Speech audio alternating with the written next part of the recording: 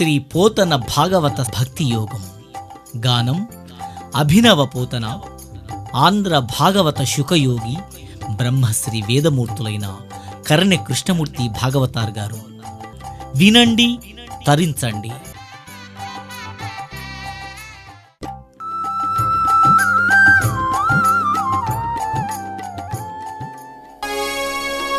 పలికెడిది భాగవతమట, పలికించు విపుడు రామభద్రుండట. నే పలికిన భవహరమగునట, పలికెద వేరుండుగాథ పలుకగనేలా. మహారాజా, ఆ నరకాసుర సంహారం కోసం బయలుదేరి వెళ్తే సత్యభామాదేవి అడ్డం వచ్చిందట. స్వామి, నేను కూడా వస్తానండి అని. ఏ వద్దు సత్య, అక్కడ యుద్ధాలు ఏంది, భీకరమైన హీంకారాలు హుంకారాలు ఉంటాయి, వద్దు అంటే. ఏమండి అబ్బా, మీరుండగా నాకేం భయం అండి అని బతినాడుతుంటే చూశాడు కృష్ణ పరమాత్మ. ఇది బతినాడుతుండగా తీసుకుపోకపోతే అలకమందిరం పోతే 3 రోజులు రావాలి మళ్ళా నేను అక్కడ. ఇదేం పీడ, రమ్మన్నాడు. ఇదంతా కూడా ఆయన సంకల్పమే.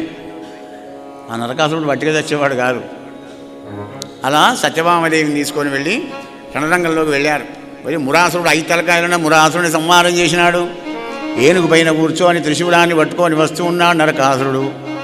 నరకాసురుడు ఎప్పుడైతే వచ్చాడో సత్యభామదేవి ముందరికి వచ్చిందట. ఏ సత్య, ఏమిటది? లేమా, ఓ సత్య లేమా అంటే, ఓ సుకుమారి, ఓ స్మార్టీ. సుకుమారి కంటే స్మార్టీ అప్పుడే అర్థమవుతుంది. తిక్కువాళ్ళ భాష కదా, మన గంట పెట్టిపోయినాడు. భాష నేర్చుకోవడం మంచిదే, కానీ అందులో ఈయన కాకూడదండి. చాలామంది కూడా చదువు రాని వాళ్ళకు కూడా ఇంగ్లీష్ అలవాటు చేసి పారేసింది అన్నట్టు. అయ్యా లేమా, ధనుజుల గెలువగలేమా, నీవేల గణగలేచి దివిడుర్రా లే మాను మానవేని వీళ్ళని విల్లందుకొనుము. ఈ దానముడు మేము గెలవలేమా, రా వెనక కూడా, లేకపోతే తీసుకో. అయ్యో తెండి తీసుకున్నది. ఇల్లు తీసుకొని నారిని ఉంచి యుద్ధం చేసేవాళ్ళే నారి కట్టాలి. నారిని కట్టి నారిని ఒక్కసారి పూరించిందట. శత్రువుల గుండెలో బండలు పడ్డవయ్యా పరీక్ష మహారాజా. ఎదుటి శత్రువులంతా సత్యభామను చూసి వీర శృంగార భయ రౌద్ర విస్మయములు కలిసి భామిని అయ్యనో అని ఆశ్చర్యముందిరి సుమ్మా. 5 రసాలు: వీరం, శృంగారం, భయం, రౌద్రం, విస్మయం. అలా యుద్ధం చేస్తుందట. యుద్ధం చేసుకుంటూ సెకండ్లలో రసాలు మారుస్తుందట. వాళ్ళతో యుద్ధం చేసినప్పుడు రౌద్రం, ఏమండి పక్కకే ఉన్నాడు కదా, మీలాగా చేస్తున్నానా అని కృష్ణుని దిక్కు చూసినప్పుడు శృంగారం. సెకండ్ల మీద రసాలు మార్చడం సత్యభామకే సాధ్యమైంది ఆ పరీక్ష మహారాజా. 16,108 చాలా అందంగా ఉంటుంది సత్యభామ. ఆ అందాన్ని తగ్గట్టు అహంకారం కూడా ఉంటుంది. 2 అహంకారాలే కదా, అందం, అహంకారం. ఏమండి మీలాగా చేస్తున్నానంటే బ్రహ్మాండంగా చేస్తున్నాం అన్నాడు. వాడు పారిపోయినాడు. ఎందుకంటే భూదేవి చేతులు తప్ప నరకాసురుడు ఎవరి చేతులు ఆవడు. వరం కోరుకుంది. భూదేవి అంశతోనే పుట్టింది సత్యభామ. అందుకే నేను వస్తానండి అనే బుద్ధిని కలిగించినాడు పరమాత్మ. సర్వస్య చాహం హృదయసన్నివిష్టో మత్త స్మృతి జ్ఞానమపోహనంచ. అందరి హృదయాల్లో నేనుండి నా బలాన్నే స్మృతి, జ్ఞానం, అపోహ, భ్రమలు కలుగుతావోయ్ అర్జున. కలిగించాడు అలా. వాడు పారిపోగానే సత్య ఇంటికి పోయినాక నువ్వు ఏది కోరుకుంటే అది ఇస్తాను పొమ్మన్నాడు సత్యభామతోని. మళ్ళీ తర్వాత నరకాసురుడు రాగానే సత్యభామను ఆనించుకొని సురచక్రాన్ని ప్రయోగం చేసి నరకాసుర సంహారం చేసినాడు. అప్పుడు భూదేవి వచ్చి కృష్ణ పరమాత్మ మెడలో పూలదండ వేసింది. నమస్తే దేవదేవేశ శంఖచక్ర గదాధరా భక్తేచ్ఛోభాక్తరూపాయ పరమాత్మం నమోస్తుతే.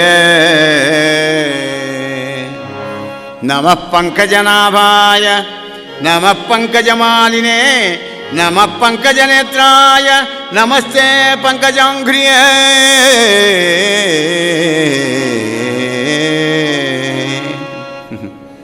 అన్నీ పద్మపత్రాల వంటి కళ్ళు, పద్నాల వంటి చేతులు, 14 వంటి పాదాలు కలిగినటువంటి 14తో పూలదండ వేసుకున్న పరంధామ అని స్తోత్రం చేసింది భూదేవి.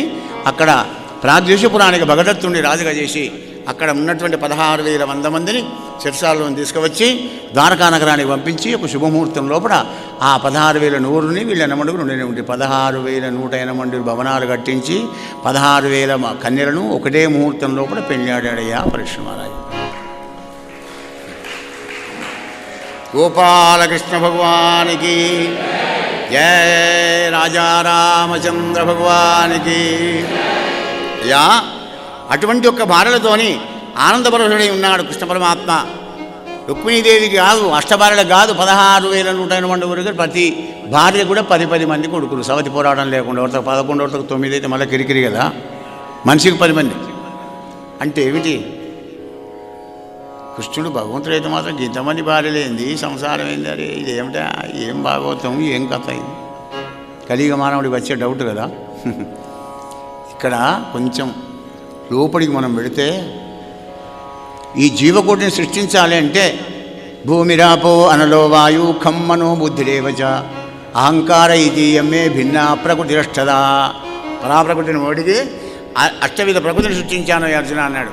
ఆ తర్వాత మళ్ళీ 16 ఇంద్ర కలుపుతాడు. 16, 8, 24, 16,000 కానీ 1600 కానీ 16 సంఖ్య కానీ మొత్తం 24 తత్వాలు మహత్తత్వంగా మారి అండంగా మారితే ఆ అండం మళ్ళీ చైతన్యం కలగకపోతే 25వ తత్వమై పరమాత్ముడు ఉరుక్రముడు అనే పేరుతో అందులో ప్రవేశించగానే అంత మహదాదరకు చైతన్యంబు కలిగి అన్యోన్యత్వంబు కలిగే. తృతీయ స్కందంలో సృష్టి అప్పుడు చెప్తాడనమాట. అది వేదాంతపరమైనటువంటిది. కథా రూపంలో పెడితే మంచిగా వింటామని.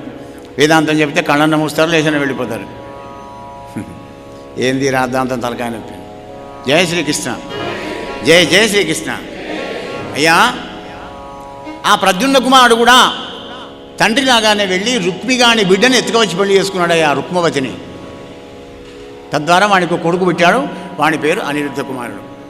ఆ అనిరుద్ధ కుమారుడుగా యుక్త వయసు రాగానే రుక్మలోచన అనే రుక్మిగాని మనవరాలను ఎత్తుకవచ్చి పెళ్లి చేసుకున్నాడు. తండ్రి, కొడుకు, మనవడు, ముగ్గురు ఒకటే చాలు పెళ్లి చేసుకున్నాడు. ఆ విధంగా క్రిస్టియన్ వంశం 101 కులమై చెరుకు పిల్ల చెరిగినట్టుగా వ్యాపించిపోయిందయా పరీక్ష మహారాజా. నరేంద్ర, బలిచక్రవర్తికి 100 మంది కొడుకులు. ఆ 100 మంది కొడుకుల్లో కూడా బాణాసురుడు చాలా గొప్పవాడు. వాడికి 1000 చేతులు ఉంటాయి. శివపూజా ధురంధరుడు, శివుణ్ణి పూజించండి, ధ్యానించండి, పచ్చి నీళ్లు కూడా ముట్టడు. అటువంటి యొక్క బాణాసురుడు ఒక్కనాడు కైలాస పర్వతం దగ్గరికి వెళ్ళి ఆ పరమాత్ముని అనేక విధాల స్తోత్రం చేసినాడు. ఆ స్తోత్రానికి పరవశుడైనాడు శంకరుడు. ప్రత్యక్షమైనాడు. నాయనా బాణాసుర, ఏం సంగతి? శంకరా శంకరా భక్తమానసవ శంకరా దుష్టమదాసురేంద్రనా శంకరా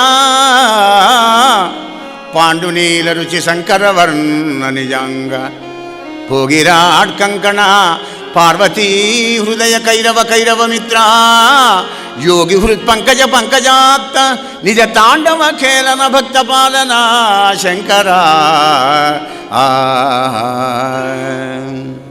శంకర భగవానుడు రెండింటికి పరవశంపై తాండవం చేస్తాడండి. శివతాండవ స్తోత్రం ఒకటి, అభిషేకం ఒకటి. ధార తెగిపోకుండా తైలధారవత్తు అంటాడు. నూనె ధార తెగిపోదు, కట్టగాదు. అవి అట్లా పోయారట నీళ్లు శివుడికి అభిషేకం చేసుకుంటూ. దానికి శివతాండవ స్తోత్రానికి రావణ బ్రహ్మ రచించి గానం చేసి ఉరుగు తొలగించినాడు శంకర భగవానుడు.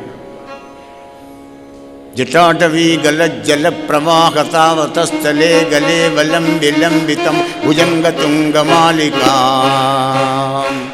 ఢమఢమఢమన్నినాదమడ్డమర్వయం చకోరచండ తాండవం తనోతు న శివం శివం.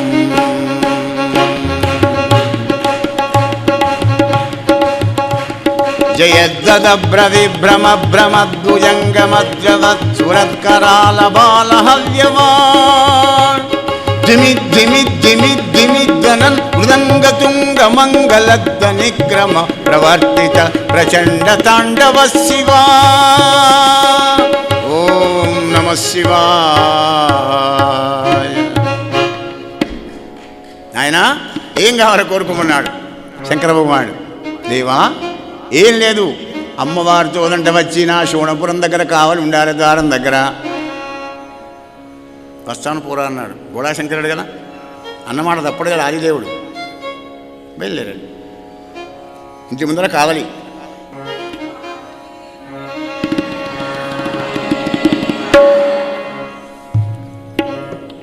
రోజు లేవగానే వచ్చి ఆది దంపతుల దర్శనం చేసుకొని పోతాడు.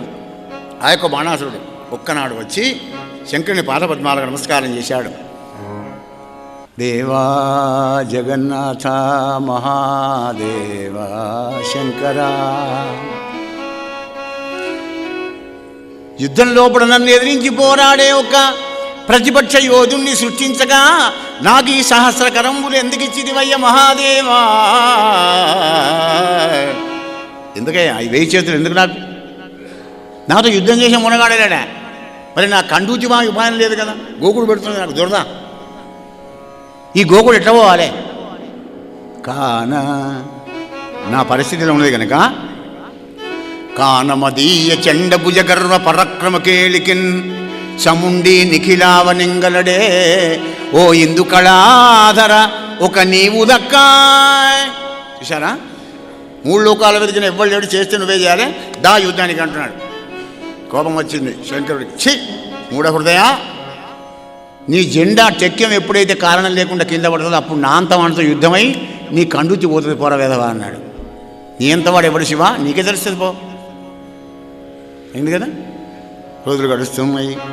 ఆ బాణాసుడికి ఉషారాణి అనేటువంటి ఒక అమ్మాయి ఉంది. ఆ ఉష ఒక్కనాడు పూరపాను పోయి వడుకొని కలగన్నద కలలో ప్రద్యుమ్న కుమారుడు కౌగలించుకున్నట్టుగా కలగనింది. కలగాదు నిజంగానే అనుకొని నా కలలు నన్ను కౌగలించుకున్నవాడే పెళ్లి చేసుకోవాలి. అన్నం ముట్టు లేదు, పాలదావుడు లేదు, పలారం తిను లేదు, ఏం లేదు, స్నానం చేసుడు లేదు. 10 రోజులైంది, బక్క చెక్కిపోయింది పాపం, చిన్న ముఖమైంది. తల్లి పాపం, తల్లి బాధపడి ఈ బాణాసురుని మంత్రి కుంభాండు ఉన్నాడు అనుకో కూతురుంది, ఆమె పేరు చిత్రరేఖ. దాన్ని వినిపించింది ట్రీట్మెంట్ కోసం. మీ స్నేహితురాలేందో చేస్తున్నా చూడిపోవే అనగానే అది వచ్చింది దీని దగ్గరికి. ఏమిటే ఉషా, ఏంది నిషా చెప్పరాదా? ఎందుకు ఎలా ఉన్నావు ముభావంగా మాట్లాడే చెప్పవా? నాకంటే ఎవరున్నారే నీకు? వనితన ఆకర్మయనదైన వారు నీకు కలుగనేర్తుడని కోరిక తెలుపకున్న మీ అయ్యతోడన్నా. అబ్బ వదే వదే మరి చెప్పు, అయ్యతోడ ఎందుకు పడుతున్నావు మరి చెప్పు. చెప్తానే చెప్పు మరి. చెలి కలలోన ఒక్క సరసేరుగా నేత్రుడు హారరత్న కుండల కటకాంకులు ఏకరణన్ మణి నూపుర భూషణుండు నిర్మలా కనకాంబరుండు సుకుమారతనుండు వినీలదేవుడు నన్ను బిగియార కవిట మనంబలరించనే. అయితే కరడ కబలించుకుంటే ఏమైంది? నీ కొంప మునిగిందా? లేదు లేదు, ఆ కరడ కౌగలించుకున్న వాడే నా భర్త కావాలి. ముని దుంపదేగా, ఇదెక్కడి కోరిక నీది? సరే, ఈ చిన్న విషయానికేనా నువ్వు దిగులు పడుతుంది? పో భోజనం చేసి రాపో. నాకు 7 రంగులు ఇప్పి 1 గంట లోపల మొత్తం చెప్పన్న దేశాధీశులు భూలోకం, పాతాళలోకం, పైలోకంలో ఉన్న వీరాది వీరుడు అందగాళ్ళ యొక్క కులగోత్రనామాలతో పటాలు వేస్తే వీడేం చెప్తే 3 గంటల్లో తెచ్చాప చెప్తాను. మన కంప్యూటర్ అయిపోయిందా గడిచేప్పుడు? కంప్యూటర్ అంటున్నదే, నాడే ఉండేనండి కంప్యూటర్. అప్పుడు మంత్రబలం ఉండేది, ఇప్పుడు యంత్రబలం అయింది. అంతే తేడా. మంత్రం నుంచే యంత్రం ముట్టాలి, గమనించండి. ఫార్ములా లేనిది ప్రాక్టికల్ ఎలా చేస్తావు నువ్వు కదా? మన పూర్వ ఋషులది ఫార్ములా. ఇప్పుడు మనం చేసేటువంటిది దాన్ని కాపీ కొట్టి ఇది కనుక్కున్నాం అది కనుక్కున్నాం అంటున్నారు, కానీ ఏది కనుక్కొని ఇద్దరికి కనుక్కొని పెట్టున్నాయన్నీ ఆల్రెడీ. జై శ్రీకృష్ణ. యా బొమ్మలు వేసింది, తిని వచ్చి చూపించింది. పైలోకంలో వాళ్ళు అందగాళ్ళను యక్ష గంధర్వ కిన్నెర కింపురుష పన్నగులందరూ చూపింది. వీళ్ళు కాదే, వీళ్ళు కాదా? 56 రాజ్యాల రాజులను చూపించింది. ఏహే వీళ్ళు కూడా కాదు, వీడు కాదా? జరాసంధుడు చాలా గొప్ప వీరాది వీరుడు. ఏహే వీడు కాదే. మరి కళింగుడు వీడు. బ్రాహ్మణ భక్తి, దైవభక్తి, ధర్మమార్గంలో జీవించే చంద్రవంశంలో ఉన్నటువంటి ధర్మజ భీమ అర్జున నకల సాదేవుడు వీళ్ళా? మరి ఏహే వీళ్ళు కాదే. ఇబ్బంగి చెప్పన్న దేశాధీశరాజులందరినీ చూపించి యదువంశ సంభవులైన శూరసేన వసుదేవ ఉద్ధవాదులను చూపి మన కృష్ణ పరమాత్మని చూపిన అందరిని చూపి మన కృష్ణని చూపించితే అప్పుడు చూసిందట. ఆహా, అందం చందం పోలికలన్నీ ఇలాగే ఉన్నాయి, కానీ ఓల్డేజే. నీ ఓల్డేజ్ పాడైపోవడం అంటే తాత కాలేదా? మరి మనవడు అయినాడు కదా పాపం. మనవడు ప్రద్యుమ్నుడు కొడుకు, అనిరుద్ధుడు మనవడు. అప్పుడు ఏర్పాటు చేసింది ఉష. ఈయన పోలికలే ఉన్నాయి అంటే అయితే క్లూ ఇచ్చింది కదా, ఇంకే కొడుకును పెట్టింది ప్రద్యుమ్నుడిని. అచ్చం ఇలాగే ఉన్నాడు కానీ ఈయన కాదు, ఈయన కాదు, ఈయన కొడుకు అనిరుద్ధ కుమారుని ముందర పెట్టింది. అప్పుడు ఆనందపడి చిత్రరేఖను కౌగలించుకొని ఇంతే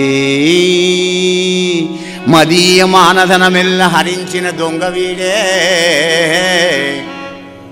ఈని కులంబు బలంబు వీరము చెప్పుమా. యాదవంశం అనే సముద్రంలో పుట్టిన చంద్రుడే వీరాది వీరుడు, కృష్ణుని యొక్క మనవడు, చాలా గొప్పవాడు. ద్వారకలో ఉంటాడు, పేరు అనిరుద్ధుడు. వీడిని తీసుకువస్తా కానీ ఇప్పుడు కాదు, పూర్వరాత్రి పోని. పూర్వరాత్రి పోయినాక తీసుకువస్తా. పూర్వరాత్రి పోవాలంటే 10:30, 11 కావాలి. సరే అన్నది, సంతోషపడింది ఉష. మరి 10:30కు మెల్లగా బయలుదేరి వెళ్ళింది. కానీ దైవం బలీయం కదా, ఆ ద్వారకానగరం చుట్టూ సుదర్శన చక్రం తిరుగుతుందండి బాడీగార్డ్. ఇది ఎటుపోతే అటే వచ్చి అడ్డగిస్తున్నది. అది బిక్కమొగం వేసింది. దీన్ని తక్కుటమారాలు, కంప్యూటర్ ఏం పనికి రాలేదు అక్కడ. అయ్యా బాబు ఏం చేయాలి ఎప్పుడు అనే వరకు నారాయణ అంటూ వచ్చాడు నారదుల వారు.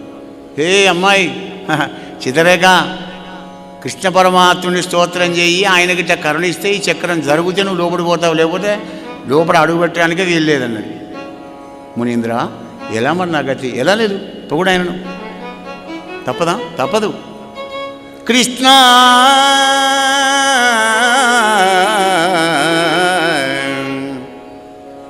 కరుణా జోడరావ మురళీ మోహన, కరుణా జోడరావ మురళీ మోహన, నిరంతరము నీలమేఘ శ్యామ, నిరంతరము నీలమేఘ శ్యామ, దేవత సార్వభౌమ, కరుణా జోడలేవ మురళీ మోహన.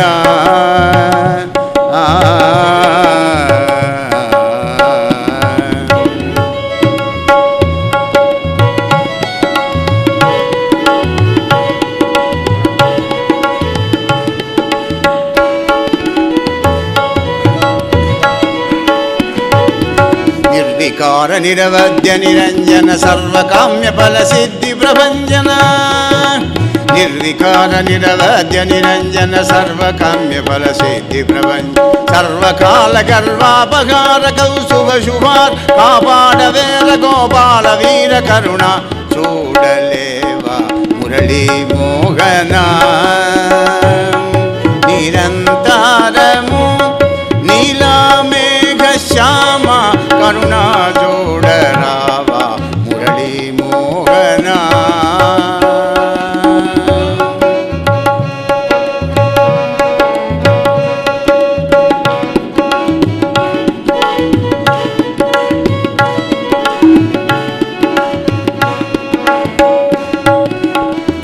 గోపాలకృష్ణ భగవానికి.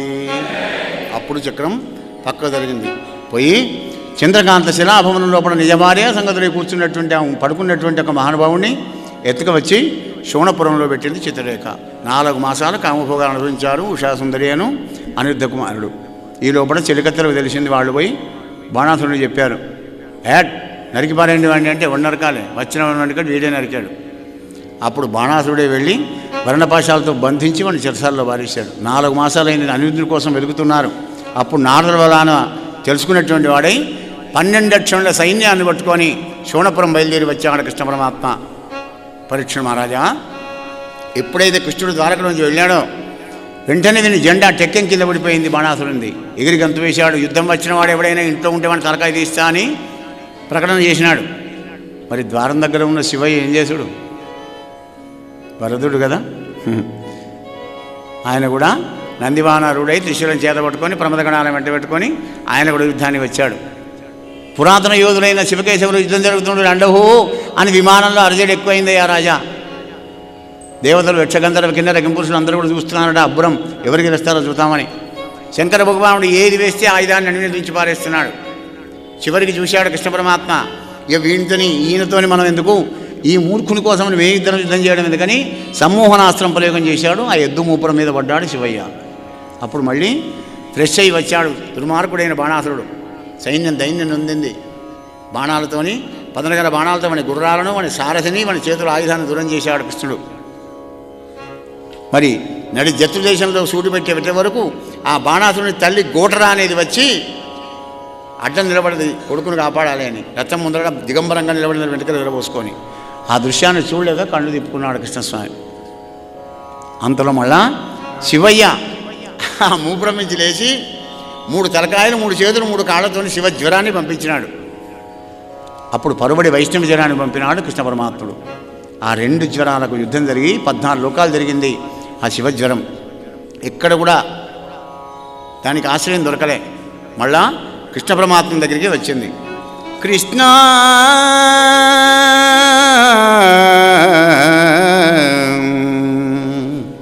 కృష్ణ కృష్ణ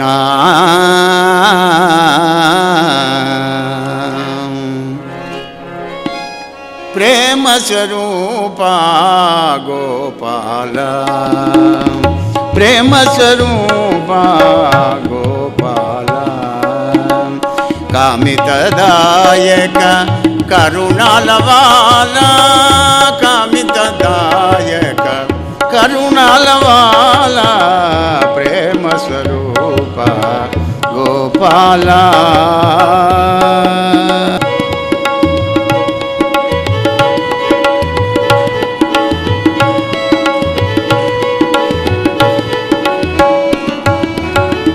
ఆశ్రిత జనపాల అనురాగ గుణశీల ఆశ్రిత జనపాల అనురాగ గుణశీల ఆదిదేవ పరబ్రహ్మ స్వరూప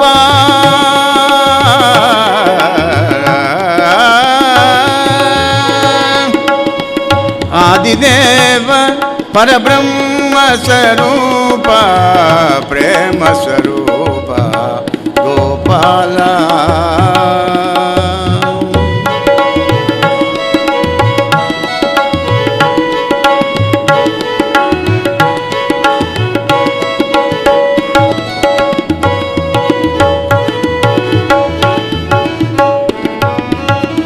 శృంగార రసములుక సంగీత సుధ జిలుక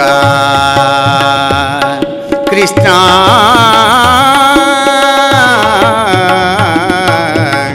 శృంగార రసములుక సంగీత సుధ జిలుక రాసలీలలు చేసి రమించు వేదనుత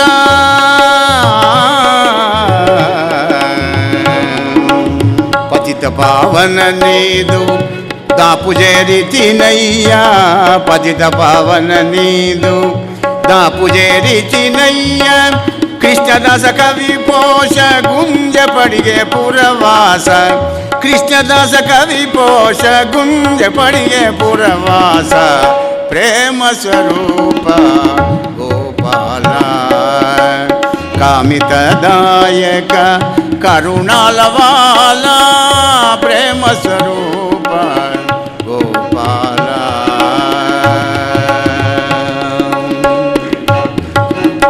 అలా శివజ్వరం ఎప్పుడైతే ప్రార్థన చేసిందో వెంటనే దాన్ని మన్నించి పారేసినాడు. రెండవసారి మళ్ళీ బాణాసురుడు యుద్ధానికి రాగానే చక్రానికి ఆజ్ఞ ఇచ్చినాడు కృష్ణస్వామి. 996 చేతులు నరికి 4 చేతులు ఉంచాడు. అప్పుడు వాడి అహంకారం అంతా అణిగిపోయి కుమార్తెను అల్లుండి అనిరుద్ధ కుమారుడు తీసుకొని వచ్చి బంగారు రథం మీద కూర్చోబెట్టి అనేకమైనటువంటి ఒక అరణాలు కూడా ఇచ్చి మరి పంపిస్తే మురాంతకుణ్ణి త్రిపురాంతకుడు కౌగిలించుకున్నాడు. శివకేశవులు ఇద్దరు కూడా సమాగమం చేసుకొని శివయ్య ఉంటాను మరి అంటే కృష్ణ ఉంటానన్నారు. మరి ఆ విధంగా బయలుదేరి వెళ్ళి మళ్ళీ ద్వారకానగరం చేరుకున్నాడు కృష్ణస్వామి. పరీక్ష మహారాజా పరరాముడు ఒక్కనాడు రేపల్లోకి బయలుదేరి వెళ్ళామంట. చూసి వస్తామని వెళ్ళే వరకు అక్కడ ఉన్న వాళ్ళంతా వాళ్లకు రాముడు కృష్ణుడు భేదం లేదండి. బలరాముడితోని చైత్రమాసంలో పోతే అక్కడ వారుని మధు బాగా స్రవిస్తే ఆ మధుపానం బాగా చేసి ఆ గోపికలతోని విహరించినాడు మానవుడు. ఆ యొక్క రాముడు విహరించే వరకు చెమటలు పెట్టినాయి. అల్లంత దూరంలో ఉన్న యమునను పిలిచాడు. ఏమునా మేము స్నానం చేయాలి రమ్మన్నాడు. అయినా తాగి ఉన్నాడు కదా అని మత్తులో ఉన్నాడని సడ్డ చేయలేదట. నాగలు తీశాడు. గడగడ వణుకుంటూ వచ్చి పూలదండ వేసి బలరామా అంగనలు నీ యొక్క బలపరాకం నిలుస్తానా స్వామి అని మళ్ళీ ప్రసన్న చేసుకుందయ్యా. అది ఒక బలరాముని గొప్పతనం అంత గొప్పది. మహారాజా పౌండ్రక దేశాన్ని పరిపాలిస్తున్నాడు. కాశీని రాజధానిగా చేసుకొని వాసుదేవుడు పౌండ్రక వాసుదేవుడిని నామకరణం చేసుకున్నాడు. కృష్ణుడి పేరే వాసుదేవుడు ఎందుకు ఉండాలి? నేను కూడా వాసుదేవుడిని పెట్టుకుంటా అన్నాడు. అయ్యా పెట్టుకోవచ్చు కానీ ఆయన నీలమేఘశ్యాముడు అండి, నేను రంగు రాసుకుంటా అయ్యి ఆయనకు 4 చేతులు ఉంటాయి, ఇంకో 2 మనం ఎక్స్ట్రా పెట్టించుకున్నాం ఆర్టిఫిషియల్. అయ్యా మరి ఆయన చేతిలో శంఖం చక్రం గదా పద్మం ఉంటాయి, మనం చేయిస్తాం గోల్డ్ స్మిత్తో, ఏం తప్ప మనకేం తక్కువైంది. అలా అహంకారంతో విల్లవీగవాడిని కృష్ణ పరమాత్ముడు వచ్చి 11 లక్షల సైన్యంతో వచ్చి పౌండ్రక వాసుదేవుని దుష్ట సంహారం చేసి వాడిని జ్యోతి వచ్చి కృష్ణుని లోపలనే కలిసిపోయిందయ్యా పరీక్ష నరేంద్ర మహారాజా. ఈ విధంగా దుష్ట శిక్ష రక్షణ ధర్మ సంరక్షణ కోసమని బలరామకృష్ణుడు ఇద్దరు కూడా వివిధ లీలలు కూడా చేస్తూ ఉన్నారయ్యా అని చెప్పి ఆ పారాశర్య నందనుడైనటువంటి సుఖదేవుల వారు అభిమన్యుని పుత్రునితో అంటున్నారు, మహారాజా కృష్ణ పరమాత్ముని దివ్యలీలలు తిరుగుతామనుకున్నాడు నారద మహర్షి ఒకసారి. ఈయన 16,108 ఉంటున్నాడా, లేకుంటే ఒక్క దుక్కునే ఉండిగిట్టే ఈ నాటకం ఆడుతున్నాడా? డౌట్ వచ్చినాడు, ఏం పని లేదు, ఈ పని పెట్టుకున్నాడు. ఇంటికి పోయినాడు, ఒక ఇంటికి వేరు, ఓహో మునీంద్ర స్వామి రారా అని ఆసనం అర్ఘ్యం పాఠ్యం ఇచ్చాడు. అయ్యా నేను సంసారిని దుఃఖి, నువ్వు సన్యాసిని సుఖి, ఏం సేవ చేయమంటావు అన్నాడు. అయ్యా ఏం లేదు కృష్ణయ్య, నీ దర్శనం కోసం వచ్చేవి, నేను వెళుతున్నా అన్నాడు. వెళుతున్నావు కానీ ఇక్కడ నేను ఉండేట్టు ఎవరికి చెప్పకు. ఎందుకు చెప్తా స్వామి అంటే లేడనుకుంటున్నాడు పాప నారదుడు. మళ్ళీ ఇంట్లో పోయారు, అక్కడ ఉన్నాడు, ఇంకో ఇంట్లో పోయారు, ఇంకా ఉన్నాడు, 50-60 ఇళ్ళు తిరిగాడండి. ఇక ఏం తిరుగుతాడు, ఇక కాళ్ళు నొప్పులు పట్టే పాపం పరీక్ష నరేంద్ర. అలా అన్ని ఇళ్లలో చూస్తుంటే ఒక ఇంట్లో ఉన్న రూపం మళ్ళొక ఇంట్లో లేదట. అలా వివిధ భంగిమల్లో కనబడ్డ కృష్ణుని యొక్క లీలలు కూడా తెలుసుకొని, మాయురే కృష్ణ వరదా నీ లీలలు తెలియవారెవరు, తామర శాసన ముఖ్యులైనా నీ పాద దాసులు దక్క అన్యులు తెలియలేరు కృష్ణ మాయురే హరిహరి వరదా అని పొగిడి ఊరుకున్నాడు కృష్ణస్వామి. ఒక్కనాడు కృష్ణుడు రాజ్యసభకు రాగానే అక్కడ బ్రాహ్మడు వచ్చాడు.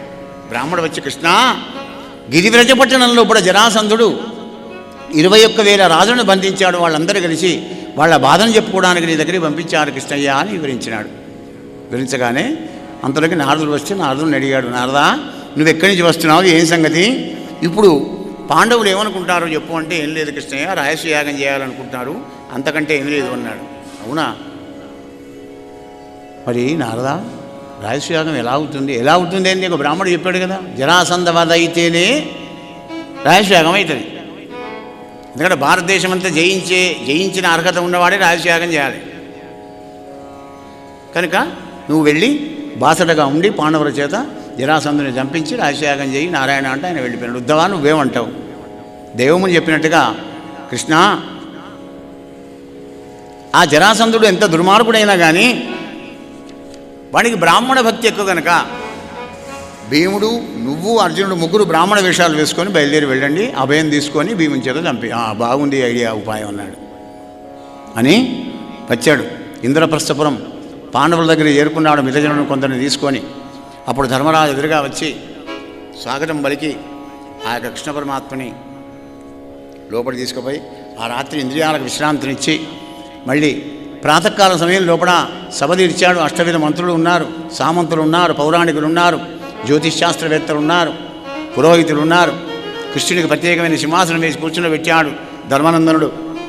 కృష్ణ రాయసయాగం చేయాలనే తలంపైతే నాకు కలిగింది, కానీ దాన్ని నిర్వహించే బాధ్యత నీదే మాధవ అన్నాడు. అని దైవతత్వాన్ని ధర్మమూర్తి చెబుతున్నది. ఈ పద్యాన్ని ఆలకించి వినండి. దైవం ఎలా చిక్కుతుంది, ఎవరికి చిక్కుతుంది, ఎలా చిక్కుతుంది? కృష్ణ కృష్ణ ఎవరు నీ పదంబుజములెప్పుడు గొల్తురు భక్తి నిష్ఠులై, ఎవ్వరు నిన్ను ప్రేమను తీయింతురు భూరి వివేకశాలులై, అవిమలాత్ములందుదురు ఉదంచిత శోభన నిత్య సౌఖ్యముల్నివ్వటిలంగా. కృష్ణ నిన్ను నేర్చి భజించిన రిత్తవోమునే, నేర్చి సత్సంగంలో కూడా నేర్చుకో, సద్గురు దగ్గర నేర్చుకో, సద్గ్రంథాన్ని చదువుకుంటూ నేర్చుకో, సదాలోచనలతో నేర్చుకున్న తర్వాతే దైవం దగ్గరికి రా. అది భాగవత సందేశం. నేర్చుకోకుండా గుడ్డిగా నమ్మకం. అది సందేశం అన్నమాట. ఇంకే శుభస్య శీఘ్రం ధర్మనందన, నేను 4 తమ్ములను దూరం అన్నాడు. 4 దిక్కులకు 4 తమ్ములను తోలిచ్చాడు. నెల రోజుల లోపల అందరు కంట్రిబ్యూషన్ వసూలు చేసుకొని వచ్చారు. ధర్మరాజు రాజశాఖం చేస్తున్నాడు. పుణ్యలగ్నంలో ఏమిస్తారు, ఏ ప్రాంతంలో ఏది ఎక్కువ దిగుబడి అయితే దాన్ని తీసుకువచ్చి పారేశారు. భాండాగారాలన్నీ నింపారు. కానీ అప్పుడు అర్జునుడు అన్నాడు, అన్నయ్య నేను జరాసంధం దగ్గరికి పోలేను, వానితో యుద్ధం చేయలేదు. వాడు మాత్రం కప్పమేయలే. తలకాయ ఏమట్టుకున్నాడు ధర్మరాజు.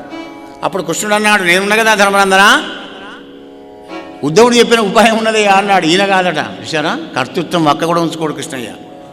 ఉద్ధవుడు చెప్పిన ఉపాయం రేపు మంచిగా చెడ్డైనా ఉద్ధవుడు అనుండి కానీ నన్ను అనకుండి అని నిర్లేపుడే ఉంటాడు. పద్మపత్ర విమాంబస అన్నాడు. అందుకే దామరాకు నీళ్ళలో ఎలా ఉంటుందో నేను అలాగే ఉంటాను. బ్రాహ్మణ భక్తి కలిగిన జరాసంధుడికి మేము ముగ్గురం, అర్జునుడు, భీముడు, నేను పోయి బ్రాహ్మణ వేషంలో వెళ్ళి ఆజిభిక్ష అడిగి మరి యుద్ధంలో భీముని చేత వాడిని చంపిస్తానయ్యా, నువ్వేం బాధపడకన్నాడు అని ప్రాగ్జపురానికి బయలుదేరి వెళ్ళారు భీముడు, అర్జునుడు, కృష్ణ పరమాత్మ. అక్కడికి వెళ్ళి, హే రాజా, అతిథి పూజ దురంధరుడవని మేము దూరం నుంచి వచ్చామయ్యా, చాలా గొప్ప దాతవని అని అన్నాడు. అంటే వాడు ఏర్పాటు చేసేటప్పుడే మీ రూపాలు బ్రాహ్మణ వేషంలోనే ఉన్నాయి కానీ మీ భాష మాత్రం క్షత్రియులాగా ఉన్నదన్నాడు. అయినా బ్రాహ్మణ వేషాలు వేసుకున్నారు కనుక ఏం కావన్నో కోరుకోండి అన్నాడు. మగధాధీశ మాకీయవలే ఆజిభిక్ష, యుద్ధభిక్ష కావాలి, ఇచ్చాను పొండి అన్నాడు. ఇంకేమున్నది, నేను కృష్ణుడిని వాడు, అర్జునుడు వాడు, భీముడు, నీ ఇష్టమైన వాళ్ళతో యుద్ధం చేయి. కృష్ణ నీతో యుద్ధం చేస్తే 18 సార్లు ఓడిపోయినావు అంటే నేను ఓడిపోయినా అని చెప్పుకోడు కదా. ఇక అర్జునుడు వయసులో చిన్నవాడు, సమవుజ్జి అయినటువంటి భీముడు నేనే సరే కనుక భీముడు నేను యుద్ధం చేస్తాం, మేము కూడా కదే అనుకున్నామన్నాడు. యుద్ధం చేస్తున్నారు. భీముడు జరాసంధుడు 3-4 సార్లు చీరి పారేశాడు కానీ ఉల్టా వారేసుడు లేదు. మళ్ళీ అతుకుతున్నాడు వాడు. కృష్ణ పరమాత్మ ఒక గడ్డిపోతను జీరుకొని ఇట్లా పట్టుకొని చుట్టూ తిరుగుతుంటే అర్జునుడు అన్నాడు, బావా ఇదేం సంగతి, ఏం లేదు మీ అన్నగాడు నా దగ్గర చూస్తాడో చెప్పుదాం సంజ్ఞాడు చూస్తాడు, నేనేం చేయాలి మరి ఎట్లా బావా, ఏం కాదు, మెయ్యి బాగా నొస్తచుడు, బాధ అయినప్పుడు నా దిక్కు చూస్తాడు, అప్పుడు నేను చెప్తా వాడికి. 7-8 సార్లు చీరి పారేసాడండి. దమ్ము మొస శ్రమ వస్తుంది పాపం. అతకంగానే వాడు ఫ్రెష్ అవుతున్నాడు. ఈ నల్లోడు ఏదో ఫిట్టింగ్ పెడతాడని ఇట్ట విషయాడు గుట్లు తెరిచి భీముడు. నీ చూపు పాడగానే ఇతరే చూస్తే అయిపోవు కదా, అట్టగా అన్నాడు, ఉల్టా పల్టా పారేశాడు. గోపాలకృష్ణ భగవానికి. భగవంతుడు మన చుట్టూ తిరుగుతున్నా కానీ ఆయన దిక్కు మనం చూడకపోతే ప్రయోజనం ఏముంది చెప్పండి. ఎప్పుడు చూస్తాం, మన వల్ల కాకపోతే శక్తిహీనమైతే గజేంద్రుని వల్లే 1000 సంవత్సరాలు యుద్ధం చేశాక పూర్వ పుణ్యఫల దివ్యజ్ఞాన సంపత్తి ఉంటే అప్పుడు మొత్తుకున్నాడు గజేంద్రుడు. అప్పటిదాకా బాగుంది దైవం దిక్కు. ఎందుకు మన భౌతిక బలం కావాలి కదా, మన అహంకారం మమకారం చావాలి కదా. ఒకప్పుడు వాడిని శరణం పొందుతాం, అదే మొదలు శరణం పొందితే వందుడు. అది జీవలక్షణం. జయ శ్రీకృష్ణ. యా జరాసంధుణ్ణి గెలిచి ఆ లోపల ఉన్న 21 మంది రాజులను కూడా పంపించినాడు. అందరినీ కూడా క్షవరగడాలు చేయించి వాళ్ళ రాజ్యాన్ని పంపిస్తే, నాయనలారా నరేంద్రులారా ఏం కావాలి కోరుకోండి కృష్ణ, వేదమాతకు ఆభరణమైనటువంటి నీ దివ్య పాదపద్మాలు ఎప్పుడు మా హృదయంలో ఉండాలి మాధవ అని కోరుకున్నారు. అలాగే ఇచ్చాను పొండి, ధర్మంగా పరిపాలించండి, ధర్మమే రక్షిస్తుంది కనుక ధర్మంగా రాజ్యాలు పరిపాలించండి నాయన అని ఆ 21,000 రాజులను కూడా వాళ్ళ రాజ్యాలకు పంపించి హస్తినాపురం వచ్చాడు. ధర్మనందన శుభస్య శీఘ్రం, లైన్ క్లియర్ అయిపోయింది, ఇక చేసుకో రాశియాగం. అప్పుడే మనసులో స్మరించుకున్నాడు 28 మంది ఋత్వికులను.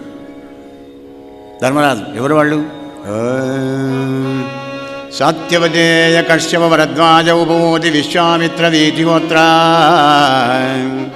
మైత్రేయ పైల సుమంతు మధుశ్చంద గౌతమ సుమతి భార్గవ వశిష్ఠ వామదేవ అకృతవ్రణ కణ్వజైమిని పరాధౌమ్య పరాశర అధర్వకవశులు అసిత వైశంపాయన ఆసురి కశ్యపకరదు వీరసేన గర్గత్రికవ్యులు ముఖ్యులైన ఋషులను మునులను కృపుని గాంగేయ కుంభజ అంబికేయ విదుర కురుకుమార బంధుకుల వృద్ధ దారుణీసుర నరేంద్ర వైశ్య శూద్రవరుల రప్పించే ధర్మజుండు. ఆలార్ వెల్కమ్, అందరు ఆహ్వానితులే, అందరు దిగారు యజ్ఞానికి. మరి బంగారు నాగలతోని యజ్ఞగుండం మొదలు దున్ని దాంట్లో బంగారంతో హోమగుండం కట్టారు. వ్యాసుడు అన్నాడు, నాయన ధర్మనందన కంకణం కట్టుకుంటావు, సంకల్పం చెప్తాను, తర్వాత నువ్వు లేచిపోవడానికి ఇక్కడ వీరుండదు కనుక నువ్వు ఒక్కడే అన్ని బాధ్యత పనులు చేయలేవు, నీకు నమ్మకం ఉన్న వాళ్ళకు పనులు అయిపోయిపోన్నాడు. అప్పుడు ధర్మరాజు మెల్లగా చూడండి, ధర్మరాజు రాజకీయం మెత్తడి పులి భారతంలో కూడా. ధర్మరాజును అర్థం చేసుకోవడం అంత సాధ్యం కాదు. దుర్యోధనునికి యజ్ఞానికి వచ్చిన వాళ్ళు పట్టుకురారు కదా, యజ్ఞానికి వచ్చిన వాళ్ళు ఇచ్చే కానుకలు రత్నాలు వజ్రాలు వైడూర్యాలన్నీ తీసుకొని చేతులతో తీసుకొని ఓరగుబట్టే పోర్టుపోలియోను దుర్యోధనుడికి ఇచ్చాడు. వాడ ఆ బహుమానాలన్నీ లోపల పెట్టుకుంటే, అబ్బా నిన్న మొన్నటి వెనుక నిలవ నీడలేక ఉండిన పాండవులు నేడు దుర్నిరీక్షులై రాజసూయాగ మహద్దర నిర్వహణంతో సార్వభౌమ పదవి నొందుటయా. ఇదంతా యుకనుల అరగాంచు చూచి నేను ఇక్కడ పెట్టాడు. ఏం మాట్లాడసం కాదు, ఏమనాశం మనసులో దస్తున్నాడు. అగో రాజకీయం అలా ఉంటుంది ధర్మరాజుది. మహారాజా, ఆర్తిజాతము కోరినట్టి వస్తువులందగా పంచిడగర ఆదాతనూజిని. యజ్ఞానికి వచ్చిన వాళ్ళు ఏది అడిగితే అది లేదనకుండా ఇవ్వడానికి దానవీరశూర కరుణి పెట్టినాడు. సకలాన్నపానములు వండింప భీమసేనుని. నరభీమ పాకం అంటారు, నరుడు లేడు కానీ భీమన్న పాకం. మంతెన్న వంట కుప్పలు వార వస్తున్నాడు, వాడు తీయడి, వాడు పుల్లడిది, వాడు చప్పగా ఉండే స్వీటు, డబల్ కమీటా ఉండేది స్వీటు మస్తు వండించేట్టు తింటున్నారు బ్రాహ్మణంతా. మరి కృష్ణ పరమాత్మ దగ్గర ఆంతరంగ పరిచారికగా ఉండే పోర్టుపోలియో అర్జునుడికి ఇచ్చినాడు. నకులుడు యజ్ఞంలో ఉన్న ఋత్వికులు ఏది చెప్తే తీసుకువచ్చే బాధ్యత నకులునికి. ఇక సహదేవునికి దేవగురు వృద్ధ దాత్రీసురావళను అరసి పూజింప సహదేవుని. అతిథులు, అభ్యాగతులు, గురువులు, వృద్ధులు, బ్రాహ్మణోత్తములు వస్తారు కదా, వాళ్ళ అర్హతను పూజించి వాళ్ళని కూర్చోబెట్టే బాధ్యత సహదేవునికి. మరి రాజా, మరి అఖిల జనుల బొలుచు మృష్టాన్నత తులంజేయ ద్రౌపది నియోగించే ధర్మసుతుడు. హోమ్ మినిస్టర్కు ఎంత పెద్ద బాధ్యతను అప్పచెప్పాడో చూడండి. ఎంత పెద్ద బాధ్యత. వెనక ముందు అందరు తిన్నారా లేదా, ఎవరైనా తినకపోతే మాత్రమా పాపం వాళ్ళకే. ఆమె ఓపిక పంచాలి, యజ్ఞసేని కదా, అగ్నికుండా నుంచి పుట్టిన తల్లి కదా. ఇంకే భోజనాలు నడుస్తూ ఉన్నాయి, అందరు తింటున్నారు. 7 రోజులు యజ్ఞం సంపూర్తిగా అయింది, నిర్విఘ్నంగా నడుస్తూ ఉన్నది. 7వ నాడు అగ్రపూజ చేయాలని భీష్ముడిని అడిగితే, ఆయన నీకంటే నాకే ఎక్కువ తెలుసు, అందరు చాలా గొప్ప వాళ్ళని ఇష్టం వచ్చిన వాళ్ళకి చేయమన్నాడు. అప్పుడు సహదేవుడు అన్నాడు, అన్నయ్య అమాయకులాగా వాళ్ళని వెళ్ళి ఎందుకు అడుగుతావు అన్నయ్య, ఇతడే కృష్ణుడు, ఇతడే కృష్ణుడు, ఇతడు కన్నులొక ఇంచుకమోడ్చిన ఈ చరాచర స్థిత భువనంబులన్ని నశించు, అవి తెరచిన విటతంబుగా ప్రభవించు. కళ్ళు మూస్తే ప్రళయం, కళ్ళు తెరిస్తే సృష్టి జరుగుతుంది. అటువంటి ఈ పురుషోత్తముని జగదీశుని ఈ అనంతుని సర్వశక్తు చిద్రూపకుని అగ్రపూజ చేయుమా. అలాగా అందరూ ఆనందపడ్డారు, ఆహా సహదేవుడు ఎంత బుద్ధిమంతుడు అని. అప్పుడు ద్రౌపదీదేవి బంగారు కలశం, పళ్ళెం, నీళ్లు, తాంబూలం, దక్షిణ అన్నీ పట్టుకొని అంతెత్తు గద్దె మీద రత్న సింహాసనం వేసి కూర్చుండబెడితే దానికి ధర్మరాజు చేయబడి తీసుకొని పోతున్నాడు. పూజా సామాన్లన్నీ పట్టుకొని 4 తమ్ములు వస్తూ ఉన్నారు. కూర్చుండబెట్టి పూలదండ వేసి కాళ్ళు గడిగి దక్షిణ తాంబూలం ఇచ్చి ఆయన పాద నమస్కారం చేసుకుంటూ నిశ్శబ్ద వాతావరణం, అందరూ ఆనందంగా ఉండే లోపలనే, హే ధర్మనందనా, నువ్వొక్కడవు ధర్మాతులవని యజ్ఞానికి మీద రావడం జరిగింది. ఇంతమంది పాత్ర వివేకం చేయవచ్చిన విజ్ఞాన నిపుణులు, ఉన్నత సత్వగుణ గరిష్ఠులు, మహదైశ్వర్య శక్తిధరులు, పరతత్వ వేదులు, అఖిలలోక పూజ్యులు, మరి విగత పాపులు పరమ యోగేంద్రుడైన ఇంతమంది బ్రహ్మ ఋషులు, రాజఋషులు ఉండగా ఈ గొల్లవానికి ఏం పూజన చేస్తున్నావయ్యా అన్నాడు శిశుపాలుడు. వీడికా గురువు లేదు, దేవుడు లేడు, గురుదేవ శూన్యుండు, కులగోత్రరహితుండు, తల్లిదండ్రులెవ్వరో తడవగానం. నిందాస్తుతి రూపంలో ఉన్న పద్యం ఇది. కేవలం నిందైతే పోతన కలంలోకి రాదది. ఆయన కులమే మన కులం, గోకులం. ఆయన కులం ఎక్కడిది, ఆయన గోత్రమే మన గోత్రం, ఆయనే జగద్గురు. ఇలా అన్వయం చేసుకోవాలన్నమాట. అప్పులం బొరెలడు ఆది మధ్యావసానంబులందరయ మానంబు లేదు. చూశారా, నేను తిడితే నవ్వుతున్నాడు. అగో ఎప్పుడు మానం లేదు, గదే నవ్వుతున్నాడు. ఆయన నవ్వేది వేరే. ఎందుకో తెలిసినా, కొడుక మీ అమ్మకు 100 తప్పులు క్షమిస్తా అని మాట ఇచ్చా, ఆ 100 తప్పులైనటి నేను బోంద పెడతా. అది కృష్ణ పరమాత్ముని ఆంతరంక్యం. కాబట్టి అప్ప చెప్తున్నాడు లెక్క. మొత్తం లోన్ తీసుకున్నాడు, ఎట్లా అప్ప చెప్తున్నాడు అట్లా లెక్క పెడుతున్నాడు. 98 అయినాయి. ధర్మనందన చిచ్చి రౌరవాది నరకాలను పోయే 2 మహాపాతకాలను విడిగి అంటున్నాడు. ఇక ఉన్నాయి కూడా 2 కొడుక నీకు. జారుడు జన్మావధియును చోరుడు ముప్పొంకరాడు సుమైత పూజాచారకేల కర్హుడే వారగైతడనుచు అశుభవాక్య స్ఫూర్తిని ఇందించుచుండే. అందరు చెవులు మూసుకుంటున్నారు. ధర్మరాజు భయపడుతున్నాడు, భీష్ముని దిక్కు చూస్తున్నాడు. గోపాలసింహం కళ్ళు తెరిచేదాకానే కుక్కలు మొత్తుకుంటాయి నాయన, తొందరపడుకుంటున్నాడు భీష్ముడు. అప్పుడు కృష్ణ పరమాత్మ చక్రానికి ఆజ్ఞ ఇచ్చినాడు. చక్రం వెళ్ళి కుండలాల కిరీటం ఉన్న శిశుపాలుని యొక్క శిరస్సును ఛేదిస్తే రాజా వాణి లోపల జ్యోతి వచ్చి మరి కృష్ణస్వామిలో కలిసింది. గోపాలకృష్ణ భగవానికి నమ పార్వతీపదే హర మహాదేవ్. అప్పుడు ఋత్విక్ జనాలందరినీ కూడా తీసుకొని గంగానదికి ఔపృత స్నానం కోసం బయలుదేరి వెళ్ళాడు ధర్మరాజు. పాండవులందరూ కూడా పొయ్యే లైన్ ఒకటి, గంగానది దగ్గర నుంచి స్నానం చేసి వచ్చే లైన్ ఒకటి. హస్తినాపురానికి గంగకు లింక్ అయిందండి. ఎంతమంది చూడండి, వాహనాల మీద కొందరు, నడుచుకుంటూ కొందరు, ఏనుగుల మీద కొందరు, గుర్రాల మీద కొందరు, రథాల మీద కొందరు. ఔపృత స్నానం. ఎందుకంటే ఎన్ని పాపాలు చేసినా ఔపృత స్నానంతో పునీతుడైతాడు కనుక ధర్మరాజు ఆ విధంగా ఔపృత స్నానం చేసి వచ్చి ఆ 28 మంది ఋత్వికులకు వాళ్ళు కోరుకున్న దక్షిణ తాంబూలాలు కూడా ఇచ్చి అందరినీ ఆనందపెట్టాడయ్యా పరీక్ష మహారాజా. 1000 మంది, లక్షల మంది, ఎన్నో యజ్ఞాలు చూశాం కానీ ఆహా ధర్మరాజు యొక్క మహాయజ్ఞాన్ని పోలినటువంటి యజ్ఞం లేదయ్యా అని ఆనందపడ్డారట. కానీ ఒక్క దుర్యోధనుడు మాత్రం అసూయపడ్డాడయ్యా. ఇప్పుడు పరీక్షిత్ అన్నాడు, ఏమయ్యా ఇన్ని లక్షల మందికి ఆనందం కలిగిన ఈ అశ్వమేధ ఈ రాయసీయాగం మరొక్క దుర్యోధనుడికి ఎందుకు కాలేదు అంటే, ఈ దుర్యోధనుడు సామాన్యుడు కాదయా. ఈ రాయసూయాగానికి విడిది ఏది ఇచ్చారు? మయసభ ఇచ్చారు. మయుడు అనేవాడు రచించి పాండవులకు కాపాడు కనుక అగ్ని ప్రమాదం నుండి బహుమానంగా ఇచ్చాడు ధర్మరాజుకు. ఆ మయసభ విచిత్రం ఏమిటంటే, ధర్మం మీద వాసన ధర్మాత్మార్గంలో జీవించేవాడికి యాజ్ ఇట్ ఈజ్ ఉన్నది ఉన్నట్టు కనబడుతుంది. ధర్మం లేని వాడికి ఉన్నది లేనట్టుగా, లేనిది ఉన్నట్టుగా కనబడుతుంది. ఇక వీనికి విడిదిచ్చారు. అది అందులోకి పోయి ఇది ఇందులో ఆహా మయునిలోకోత్తర కళాకౌశలం ఉద్యానవనమున కాసారమా అని మెల్లగా చెంగుల మీదకి పట్టుకొని కాలు పెట్టాడు. పెట్టేవారు ఏం లేదు, పట్టిదే. ఆహా మయునిలోకోత్తర కళాకౌశలం అనుకుంటూ మంచిగా పోతున్నాడు. పేరు మళ్ళా కళ కనబడ్డది, అదే అనుకొని మంచి కాలు పెట్టి పెట్టామని పడ్డాడు అందులో. ఆహా రామా. అప్పుడు భీమసేనుడు నవ్వాడు. ఆ చెలికత్తెలందరూ నవ్వుతే ద్రౌపది నవ్విందని అపోహపడ్డాడు ఈ మూర్ఖుడు. అగో అప్పటి నుంచి పాండవులంటే వీడికి మా దండి కోపమయ్యా. అసలు వీళ్ళకి అసూయ ద్వేషాలు చిన్నప్పటి నుంచే. 10 ఏళ్లలోపు కౌమార దశలో ఉన్నప్పుడే వీళ్ళకి కలిగేవి. ఎలా చెప్పనా రాజా, కౌరవులు 5-6 గంగరేగు పండ్ల చెట్టెక్కి ఆ పళ్ళను కోసుకుంటున్నారట. వాళ్ళు కోసుకుంటే ధర్మరాజు అర్జునుడు నగరసాదేవులు చూసి భీమన ఆ పండు కోసి పట్టవా మాకు అని. ఏంది మీ గంగరేగు పండు కావనా, ఆగండి ఇప్పుడే అని ఆ రేగు చెట్టు మొదలుకు పోయి భీమన్న ఊపుడు మొదలు పెట్టాడు. గంగరేగు పండు కౌరవులు కింద పడ్డారు.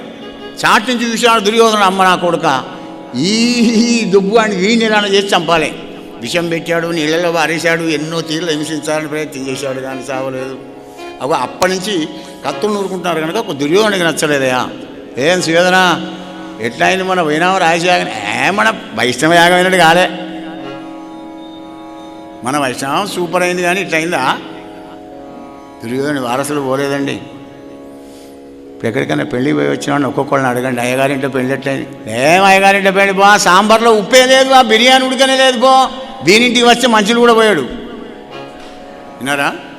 అంటే ఇంకోండి మంచి అని ఒప్పుకోరన్నమాట. వీళ్ళంతా దుర్యోధన వాళ్ళే. భారతంలో ఉన్న పాత్రలన్నీ ఉన్నాయి మన భారతదేశంలో కూడా.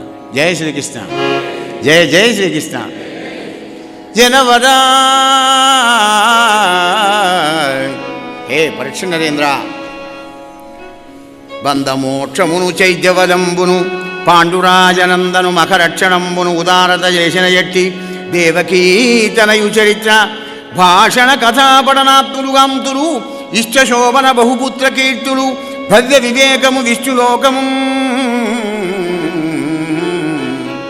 పరమ పవిత్రమైన పాండవుల యొక్క రహస్యయాగాన్ని, కృష్ణ పరమాత్మ యొక్క దివ్య లీలావైభవాన్ని ఎవడైతే వింటాడో వినిపిస్తాడో వాళ్ళందరూ బహుపుత్ర కీర్తులను ఆయురారోగ్యములను పొందెదరుగాక. విన్నందుకు మీకు ఫలం. యైదం కీర్తయేద్విష్ణో, యైదం కీర్తయేద్విష్ణో కర్మ చైద్యవదాదికం రాజమోక్షం వితానాంచ సర్వపాపై ప్రముచ్యతే.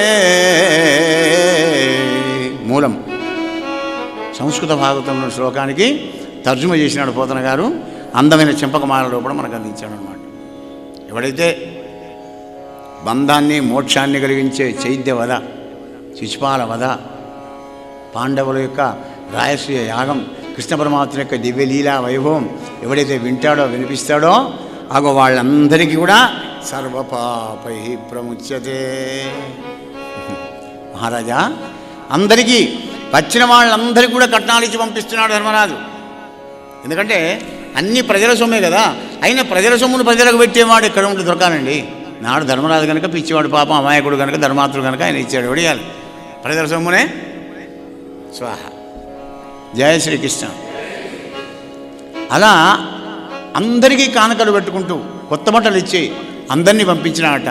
అప్పుడు కృష్ణుతో అన్నాడు ధర్మరాజు, హే వాసుదేవా, ఇన్ని లక్షల మంది ఉండి 7 రోజులు వీళ్ళందరూ ఉన్నారు కదా, అందరూ వెళ్ళిపోతే దిగులుగా ఉంటుంది మాధవ, నువ్వు ఒక్క 4 రోజులు ఉండిపోవయ్యా అంటే ధర్మరాజు ప్రార్థన మేరకు ఆ కృష్ణస్వామి అక్కడే ఉన్నాడయ్యా పరీక్ష మహారాజా. ఈ విధంగా ధర్మరాజు మనోరథాన్ని కృష్ణ పరమాత్మని కృప అనేటువంటి ఒక పడవలో కూర్చొని దాటాడయ్యా అని రాయస్యాగ మహద్దర నిర్మాణాన్ని, కృష్ణస్వామి దివ్యలీలా వైభవాన్ని పరీక్షిత్తు మహారాజుకు సుఖదేవుడు వినిపించిన ఈ కథ, శమనకాది మహర్లకు సూతుడు చెప్పిన ఈ కథ, ఏకశిలానగరంలో పోతన్న రామభద్రుని వినిపించిన ఈ కథ, గురుదేవుల కృపతో రామచంద్రుని అనుగ్రహంతో అమ్మ అనురాగంతో మీకు వినిపించాను. హరి ఓం తత్సత్. సర్వే జనా సుఖినో భవంతు. స్వస్తి ప్రజాభ్య పరిపాలయంతాం న్యాయేన మార్గేణ మహిం మహీష. గోబ్రాహ్మణేభ్య శుభమస్తు నిత్యం. లోకా సమస్తా సుఖినో భవంతు. ఓం శాంతి శాంతి శాంతి. స్వస్తి.